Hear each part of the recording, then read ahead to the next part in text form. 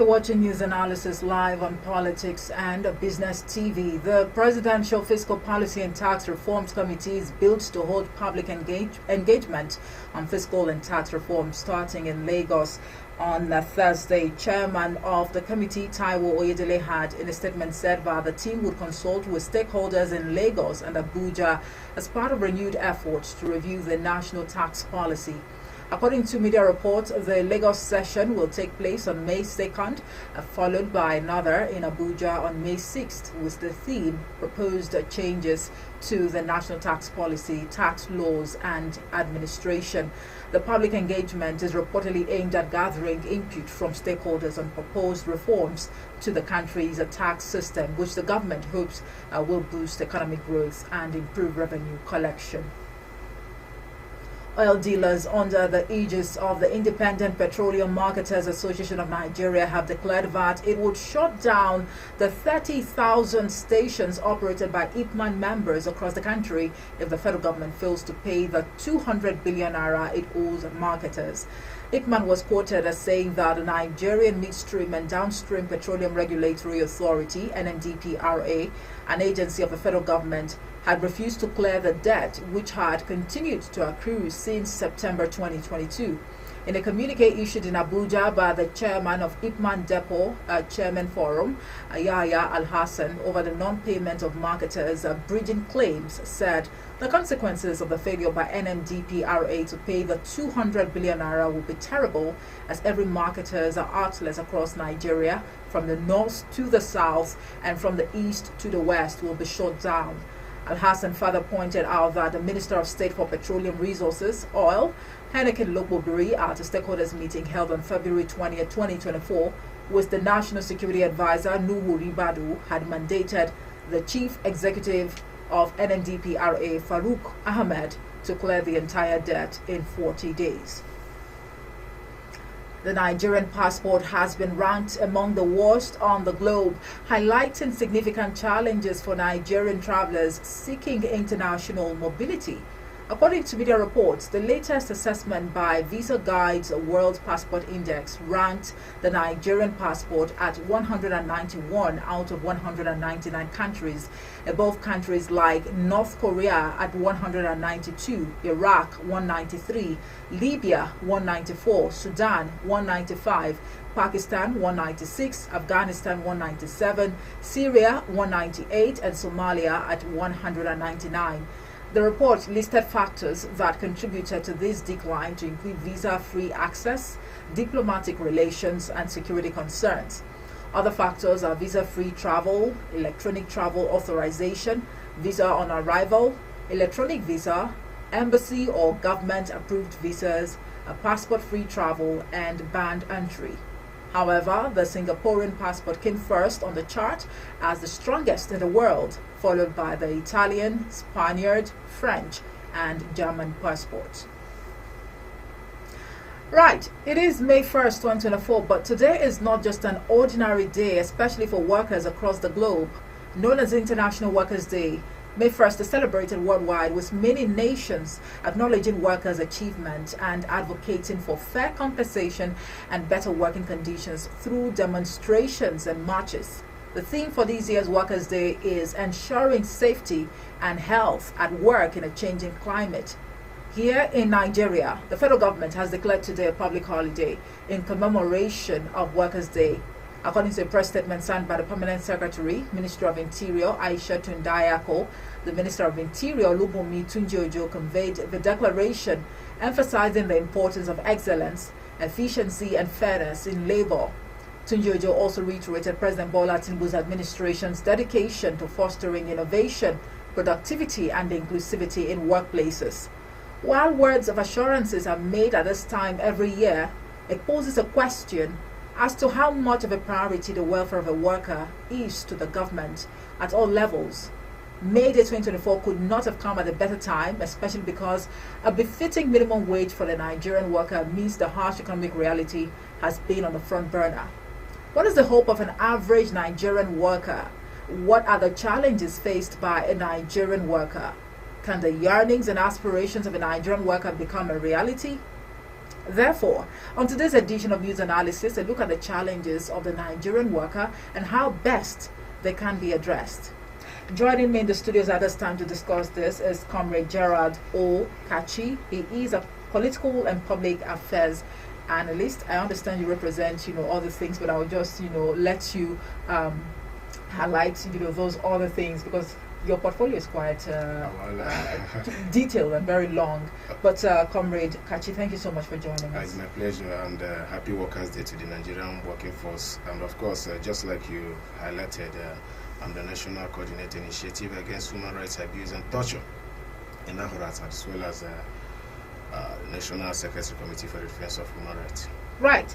For starters, how do you feel about today, especially as a worker in Nigeria's public? Are you in the public or private sector? I'm in the private sector. So how do you feel about today? Well, there's nothing much to, in fact, the past 60 years or thereabouts of the existence of Nigeria as an independent country, I must say that this particular day where workers are celebrated all over the world will be ranked as one of the lowest in the history of the celebration of Workers' Day. If you look at the challenges that Nigerian state is facing today, from inflation to hiking prices, both PMS, scarcity, and so many other factors that are causing hardship and terrible condition for the Nigerian working force. Well, for decades and counting, how would you describe, or even explain the life of a Nigerian worker? Well, Nigerian workers are today is one of the lowest celebrated or paid working force in the world. You take as of today, the 1st of May, which is believed that the minimum wage, official minimum wage, is 30,000 naira, even though that there was an announcement of 25 to 35 increment, which to me I think is misleading. How do you mean misleading? Yes, because as at last year, 2023 January or thereabouts, the administration of the President Muhammad Buhari announced similar thing, and we understand that some states we are paying, for example, in those states we are paying at least 40,000. If you look at the 25% or 30% increment, those states have been paying over 40,000 naira as a minimum wage from the time the announcement was made. Same as other states that I cannot give you accurate information. Like I know that Lagos increased their payment. I think another state in the south. So, but then coming to repeat that in 2024, to me, I think it's misleading. Because if you go back to the information that the Buhari administration announced, you see that he has been there before now. Well, now, there is the issue of 35,000 wage payment. How far have we gone with it? I think what we should be discussing, which is overdue, is the minimum wage of the Nigerian worker. It shouldn't be increment. Increment in what perspective? Increment in what level? A situation where you hike fuel price of at 300%. You hike electricity tariff at 300%. And when you talk about electricity, the hike in electricity tariff, the House of Reps has ordered that be suspended. I'm sure you're aware of that. Has it been suspended? Let's not give the Minister of Power a run for his money today, because today is Workers' Day. Let him have today to breathe. Let him breathe. According to the president, let the poor breathe. It's all right. Now, you mentioned a number of states that have been able, to keep up with, the payment of minimum wage, to civil servants across states in the country. Just a few days ago, we understand that Edo State even had to, increase the minimum wage to 70,000 naira. But beyond, these statements like this, one would begin to wonder if these state governments really match words with actions. Well, it's unfortunate that many states, above average, are struggling to pay the 30,000 minimum wage. But I think that the least that should be their worry. To me, any state that is struggling to pay a Nigerian worker, especially the minimum wage, is not supposed to spend another day there. If the institutions of government are working like what we are seeing at the EFCC, trying to curb corruption and other financial crimes, if all institutions of government are strengthened and the issue of immunity, as the constitutional amendment is ongoing, is reduced to barest minimum, any state that struggles to pay minimum wage should be find one way or the other should be removed from state. That's a priority for a Nigerian worker. Sometimes you look at all these indices that Nigerian workers face with regards to everyday challenge to meet up with their civic responsibility as not just a worker but a citizen, that you have consideration to family building, personal care and social self-development. Struggling to pay them after working is the highest level of wickedness anybody can you talk about earnings. As recent as few days ago, we saw in the news that Kogi workers were celebrating for the first time in almost more than 8 years that they are receiving full salary. The same party, continuation and consolidation administration. You ask yourself, where are the earnings? What is the workforce? The budget that has been made yearly. Per year, per every month, how much can you say, okay, you are paying your workers in the state? I'm sure, aside the Lagos, Rivers, maybe Kano and the Delta, or maybe other few states that have large workforce, there's no state that can boast that they pay up to 7 billion naira every month. If you exclude local government workers. And at the end of every month, when allocations are being allocated, they run in tens of billions, aside IGR. Well, it appears the issues, affecting the Nigerian worker, it appears they are all monetary issues. But help us get sense of, some other issues that you think are actually existent. I think one of the issues that Nigerian worker is facing is impunity, corruption, bribery, etc. And that is one of the challenges that is causing delay and slow in progression of our general assessment in the growth that we expect. And the Nigerian worker, we have seen oftentimes that they are slow in consequences for bad behavior. Okay. They are also slow in the implementation of good behavior, celebrating the ones that have distinguished themselves. Rather, we oftentimes see that the ones you see that they have questionable characters are being celebrated. Promoted as well. Promoted as well. So it doesn't give rules, encouragement for other workers to toe the line. When you see that even trying to do the right thing, you are being victimized, and a colleague is doing the other opposite side of what she intends to do, and is being celebrated, promoted, it doesn't help the competition that bring out the best. Again, recruitment, you talk about merit. Today, Nigerian workforce are being recruited based on the federal character, where you say that regions are being represented, which has also affects productivity. Okay. The moment we shift from that system of recruitment and begin to pay attention, emphasis on merit, competence, I don't think that there will be any nation that will compete with us. So because of these catchment areas or federal character, we try to see, okay, we carry everybody along. Yes. You see incompetence. You see people that ordinarily they are not supposed to be office desk or say office help desk, or how do you put it? Leading officer or even clerk. Yes, clerk. But you see them leading a department as directors. And when you have somebody that is incompetent leading a particular department, what do you expect maybe competence was under the leadership of the person? Well, I think all of that boils down to nepotism, I believe. But Let me ask you, there's no pun intended. If you happen to be privileged, right, you actually had a particular organization, for example, and it's time to recruit people, are you trying to say that you won't give some sort or level of consideration to people from your region, whether or not they are competent? That's just like I've explained. No, yeah. These are the major things. things. This question is because oftentimes we apportion blames on those in power or public office, but we hardly look inward. Yes. Let's not forget. Let's not forget those at the helm of affairs. They are also Nigerians. We all are Nigerians.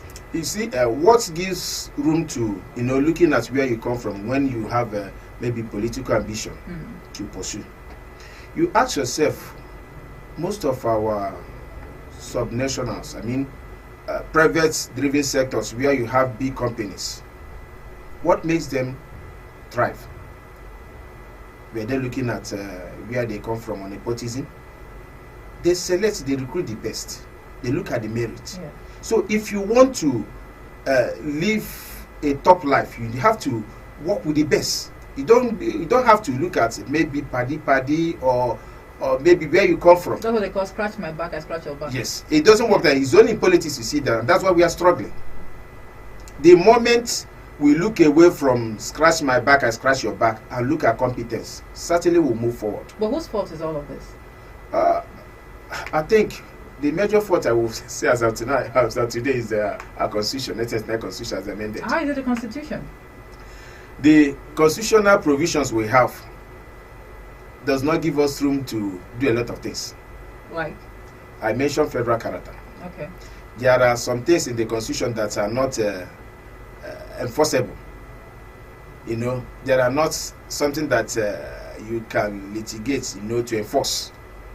There are things from the chapter 2 to chapter 4. There are things there that you cannot, fact, everything begins and ends with their constitution. Once we have mass-based constitution. Mass-based constitution. Also, the constitution we have is not mass-based. Oh yes. Was it? Is an article put together by the military when they want to hand over under General Abdulsalam Abubakar? Let's bring in another scenario, right? If I were to be your sister and you know, of course, that I'm competent, I have what it takes for a particular job. In fact, I'm more than qualified. Yes. But somehow, I have to pay you money just to secure that, offer or position. Is anything wrong with that? Everything is wrong. If you pay me to secure a job, you will struggle to get back your money. And by making sure you get back your money, it will affect your productivity, input. All right, that's just by the way. But now, when you talk about these issues, because you've been able to help us get a sense of what the real issues are beyond, the minimum wage, the controversial minimum wage, let me put it that way. But have labor unions, you look at NLC, you look at TUC and other affiliate bodies, have they been able to represent the interest of Nigerian workers? Oh yes, very well. Very well. The current leadership of NLC and the TUC, led by Joe Ajero and Festus Osifo, they are doing their best. It's just that Nigerian people are one of the most difficult people to lead. They are good at finding faults. They are good at trading blame. They are also very good at politicizing every good initiative or effort in propaganda. Okay. Take for example, today we are struggling to get fuel.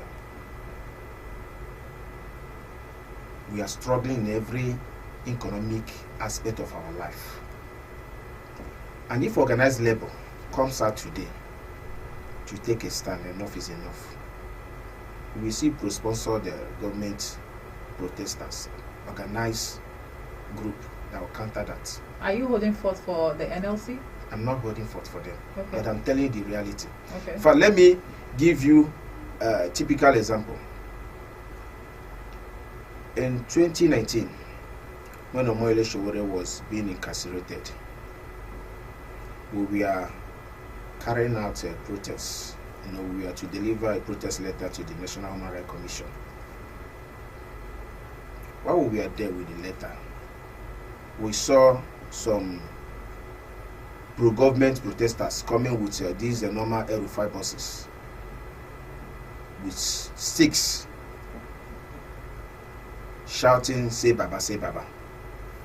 Most of us were beaten that day, including Adeonju. Some people's phone were snatched just for coming out to demand the release of a citizen. That aside, we have carried out a lot of protests and coming from civil society organization.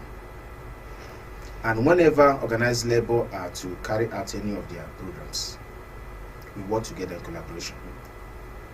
There are times you want to, take a stand to stop some neo-colonized policies that are causing pain. The response you will get will baffle you. You will go back and ask yourself whether these people are going to a different market or they are buying petrol, for example, in a different filling station from the one we are going into. But a number of Nigerians, I'm sorry to burst you, Comrade Kachi, a number of Nigerians actually think that the NLC has lost its steam. No. Recently, the NLC actually, wanted to embark on, a peaceful protest. I use the word peaceful protest. Yeah. But the TUC was not, in agreement to that. You recall that? Yes. And that actually left a number of Nigerians with so many questions, like, what exactly is going on? If these labor unions are not, united, I mean, if they cannot come together to press home the demands of Nigerians, then it means there is perhaps no hope for, the average man on the street. Another point that you would want to look at is how often labor has come out, to threaten to embark on strike. Somehow you manage to mobilize, you get the support of a number of Nigerians, and overnight you shelve the action in the name of we want to give the government some time to deliberate. I think when you see, to start with, did you watch their movement today? The organized labor, you saw Joajero, you saw Osifo. A few days ago, you saw them at Edo State. They are human beings. Sometimes they differ in approach to issues. Okay. You understand? But we're talking about issues of strike. When you have exhausted all the means of necessary engagement or civil engagement, and you are not getting results, what do? These are the challenges they are facing. Now, talking about the last minute withdrawal. If, for example, you are pursuing to get 10 items and you have been on it for a very long period of time, and you issue an ultimatum or threat to embark on strike, and a few hours to the strike, and you see committed effort in getting up to 6 to 7, will you embark on that strike?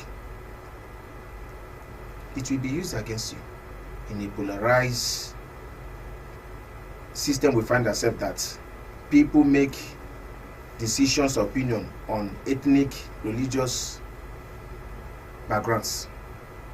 There are decisions, if you embark that you must get 10 over 10, which is not practicable anywhere in the world. It will be politicalized with propaganda that you have ulterior motive. But if you see committed effort, maybe you have been pressing home some needs and you are not getting results, and few hours to maybe ultimatum, and you see committed effort to it, you will give room for adjustment. Dialogue. Yeah, for dialogue. All right. Okay, now it is the first Workers' Day under this, administration, the President Bola Tinubu-led administration. What is the conversation? What conversation, rather, should Nigerian workers be having with the relevant stakeholders? By that I mean the NLC, the TUC, the federal government, and government at all levels. I think the conversation we should be discussing or talking about is government should look at those decisions they have taken that's brought out this hardship from May last year. One of which is subsidy removal, floating of naira, electricity tariff hike. Okay. Those decisions you make without even consideration to income to the workers or the Nigerian people. It's not just the workers. We also have the Nigerian people, those artisans, those traders. Every decision you make affects them.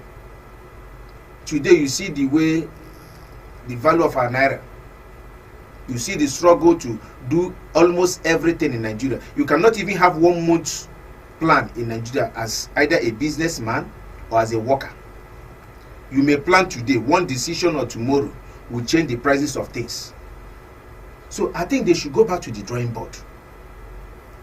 Where they met this country, they should start from there. They have promised a lot of things which they have not kept. They promised CNG, they promised refinery to work.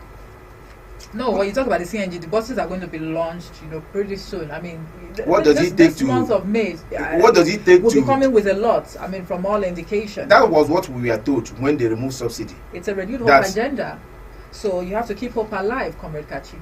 Is that right? You have to stay optimistic. No one is holding forth for the government, but I mean, one is just. Yeah, you're doing a good job, honestly. PR job for the government, no, honestly speaking. Not at all. Not at all.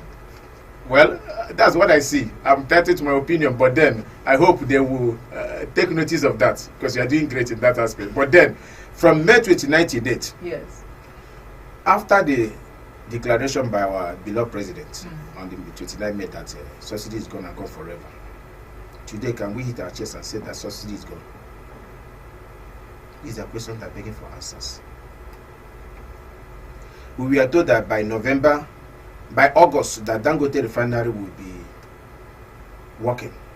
By November, Port Harcourt refinery will be working. Maybe by January, Kaduna will commence. This is May 2024.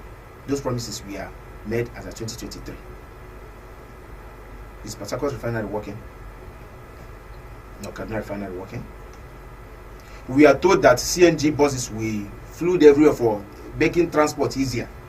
In fact, one of the meetings they had, they talked about the cost of moving PMS engine to CNG conversion.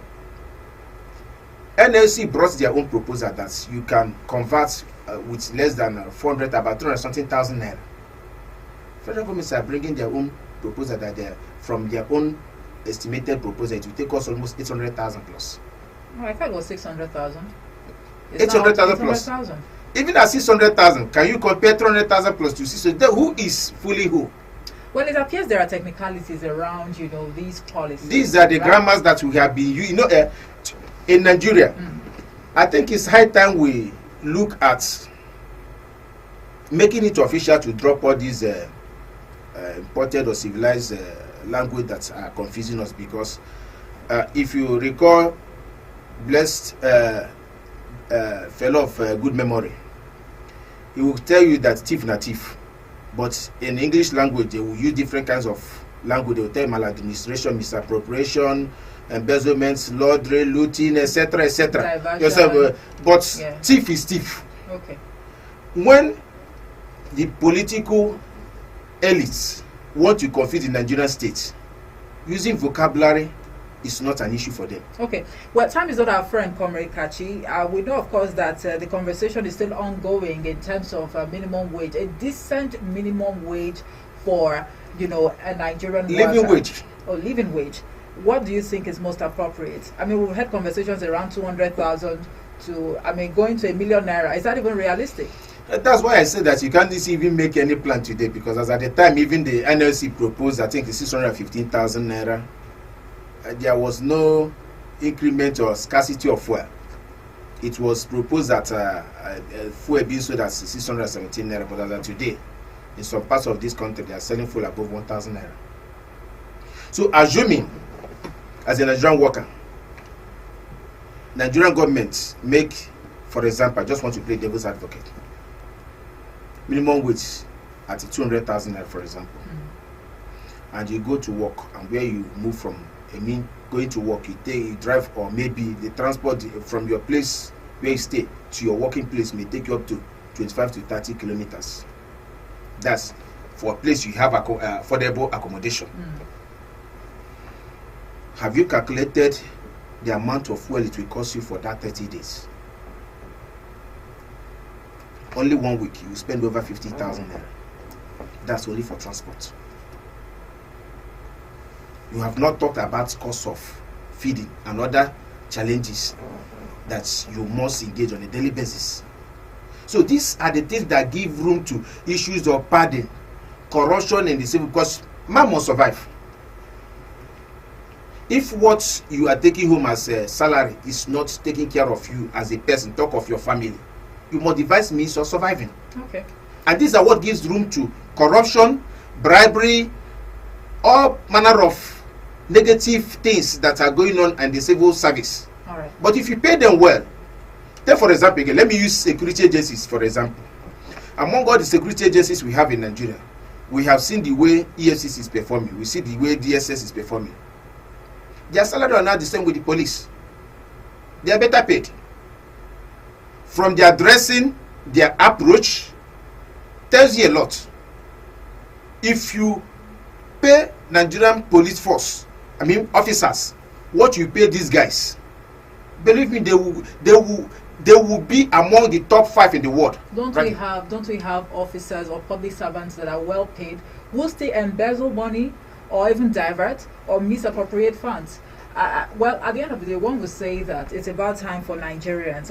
Everyone, you and I, inclusive, to look inwards and let's have a renewal of our mindset. I think that will help us a whole lot. Renewal of mindset. As opposed to apportioning blames. well, it's not issue of apportioning blames. The reality today is that leaders need to lead by example. Right. Once you lead by example, it's a natural thing. Followers will follow suit. Right. You cannot be telling us we are going to the right side of the road and we see you moving to the left side and you expect your followers to follow the right because it's a system that you command that people follow suit. Okay. Well, Comrade Kachi, our time is fast spent. I'm sure you have a lot more to say, but we just have to leave the conversation here now. Our political and public affairs analyst, Comrade Gerald Okachi, thank you so much for talking to us. It's my pleasure. Right. Now, we'll leave you with a question on the YouTube channel, which is there hope for, Nigerian workers? Please share your thought with us. We'd like to know what you make of this particular subject matter. But anyways, I'd like to state very clearly that the views expressed by my guests were not influenced by Politics and Business TV. I am Omoife Piso Semere. I'll be back at the top of the hour with the news update. Good afternoon.